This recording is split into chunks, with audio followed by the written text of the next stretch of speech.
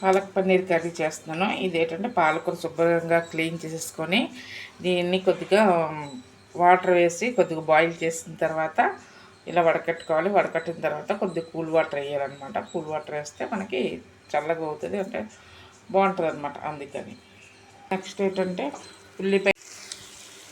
కొద్దిగా ఉల్లిపాయలు, తర్వాత కరివేపాకు, నెక్స్ట్ క్యాప్సికమ్ కొద్దిగా ఫ్రై చేసుకోవాలి. ఫ్రై అయిన తర్వాత అల్లం వెల్లుల్లి పేస్ట్ వేసుకొని మళ్ళీ ఒకసారి కలుపుకోవాలి. ఇలాగా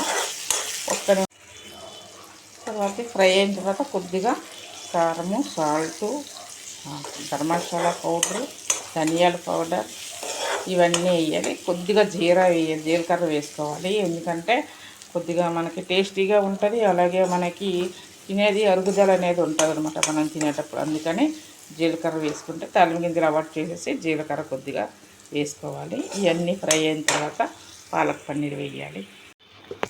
మనం ఫ్రై అయిన తర్వాత అప్పుడు మనం ఇందాక గ్రైండ్ చేసుకున్నాం కదా ఉల్లిపాయలు, టమాటాలు, పచ్చిమిర్చి, తర్వాత పాలకూర, అది గ్రైండ్ చేసిన తర్వాత ఈ ఒక్క నిమిషం ఫ్రై అయిన తర్వాత ఇందులో వేయాలి. ఇది ఒక్క నిమిషం కొద్దిగా ఫ్రై అయిన తర్వాత మనం పన్నీర్ వేసుకోవాలి.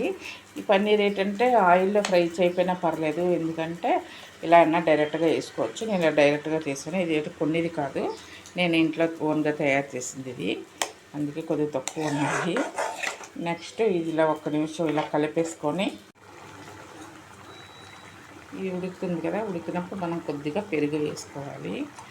పెరుగు వేసుకోవడం వల్ల ఏంటంటే కొద్దిగా టేస్టీగా ఉంటుంది. పెరుగు వేసుకోలేనప్పుడు మనం క్రీమ్ వేసుకోవచ్చు. పెరుగు వేసుకున్న తర్వాత మనం ఒక్క నిమిషం కలపాలి. ఇది ఆల్రెడీ బాయిల్ అవుతుంది కాబట్టి మనకి పాలక్ పన్నీరు కంప్లీట్ అయిపోయినట్టే. చూడండి.